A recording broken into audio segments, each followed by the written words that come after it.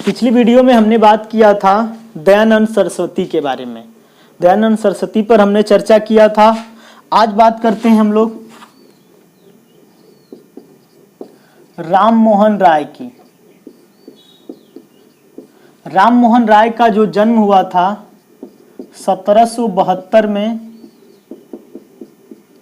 बंगाल में हुआ था।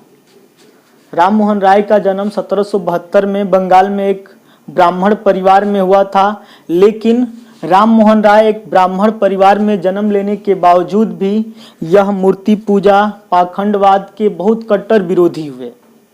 चर्चा करते हैं इन्हीं के ऊपर।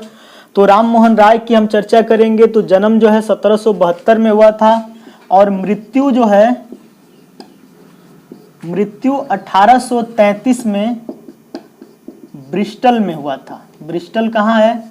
तो इंग्लैंड में है। ब्रिस्टल कहाँ है? तो इंग्लैंड में है। राम मोहन राय का मृत्यु कहाँ हुआ था? ब्रिस्टल में हुआ था। इनकी उपाधि की बात करते हैं तो राम मोहन राय को राजा की उपाधि, सवाल बनता है यहाँ पर कि राम मोहन राय को राजा की उपाधि किसने दिया था? तो मुगल शासक अकबर द्वितीय ने दिया था। अकबर द्वितीय ने राम मोहन राय को, क्योंकि अकबर द्वितीय के समय में मुगल शासक जो होते थे अंग्रेजों के अधीन हो गए थे, अंग्रेजों के पेंशन भोगी हो गए थे। तो अकबर द्वितीय ने राम मोहन राय को राजा की उपाधि देकर ब्रिटेन के दरबार में, यानी ब्रिटेन के राजा के दरबार में भेजा था कि जो अकबर द्वितीय को जो पेंशन मिल रही थी उस पेंशन को बढ़ाया जाए। तो सवाल होगा कि राम मोहन राय को राजा की उपाधि किसने दिया था? तो अकबर द्वितीय के द्वारा दिया गया था। राम मोहन राय को राय राया की उपाधि किसने दिया था? तो बंगाल के नवाब ने दिया था। राम मोहन राय को राय राया की उपाधि बंगाल के नवाब ने दिया था। अगर हम बात करते हैं राम मोहन राय की उपाधियों की, तो अतीत और भविष्य के मध्य सेतु किसे कहा जाता है? तो राजा राम मोहन राय को कहा जाता है। आधुनिक भारत का जनक किसे कहा जाता है? तो राम मोहन राय को कहा जाता है। नव जागरण का अग्रदूत राम मोहन राय को कहते हैं। भारतीय राष्ट्रवाद का जनक किसे कहते हैं? तो राम मोहन राय को कहते हैं। सुधार आंदोलन का प्रवर्तक किसे कहा जाता है? तो राजा राम मोहन राय को कहा जाता है। राजा राम मोहन राय को राजा की उपाधि अकबर द्वितीय ने दिया था। राजा राम मोहन राय को राय राया की उपाधि किसने दिया था? तो बंगाल के नवाब के द्वारा दिया गया था।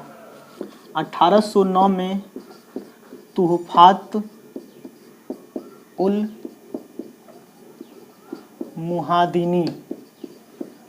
मुहादिनी नामक पुस्तक फारसी में राजा राम मोहन राय ने लिखी थी। फारसी भाषा में इन्होंने पुस्तक लिखी थी जिसका नाम था तुहफात उल मुहादिनी। और इस पुस्तक में इन्होंने मूर्ति पूजा का जबरदस्त खंडन किया, जिस कारण इनके पिता ने इनसे नाराज होकर इनको घर से बाहर निकाल दिया था। आगे 1815 में आत्मीय सभा, 1815 में राम मोहन राय के द्वारा आत्मीय सभा की स्थापना किया गया। उसके बाद 1828 में राम मोहन राय के द्वारा ब्रह्म समाज की स्थापना किया गया। तो ये जो सवाल होता है ज़्यादातर एग्जाम में पूछा जाता है कि ब्रह्म समाज की स्थापना किसने किया था?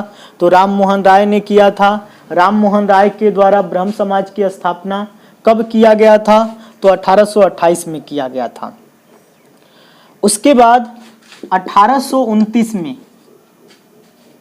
इनके बड़े भाई की जब मृत्यु हो जाती है तो इनकी भाभी को जबरदस्ती सती बनाया जाता है, जिसको देखकर इनको लगता है कि ये भी स्थिति जो है हमारे धर्म में खराब स्थिति है। उसका इन्होंने विरोध करना शुरू किया। और उस समय जो गवर्नर था लॉर्ड विलियम बेंटिक, जो भारत का प्रथम गवर्नर जनरल कौन था? तो लॉर्ड विलियम बेंटिक था। भारत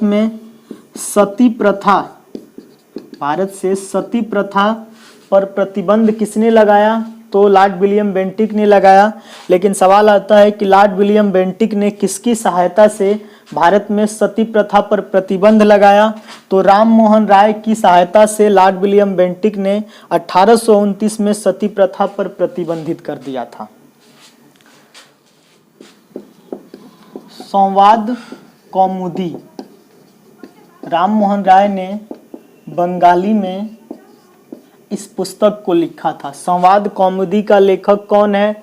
तो राम मोहन राय है। ये पुस्तक ज़्यादातर एग्जामों में पूछा जाता है। उसके बाद मीरात उल अखबार, मीरात उल अखबार ये फारसी भाषा की पत्रिका थी। मीरात उल अखबार का संपादन किसने किया था? तो राम मोहन राय ने किया था। संवाद कौमुदी पुस्तक किसने लिखी है? तो राम मोहन राय ने लिखी है। उसके बाद एक और पत्रिका थी जिसका नाम है बंगदूत। बंगदूत जो थी इनके द्वारा प्रकाशित होने वाली, यानी राम मोहन राय के द्वारा प्रकाशित होने वाली पत्रिका थी, जिसका संपादन हिंदी, अंग्रेजी तथा बंगाली तीनों भाषाओं में इन्होंने किया था। तो बंगदूत नामक पत्रिका का संपादन तथा मीरात उल अखबार पत्रिका का संपादन किसने किया था? तो राम मोहन राय ने किया था। इनकी एक और चर्चित पुस्तक है प्रीसेप्ट ऑफ जीसस।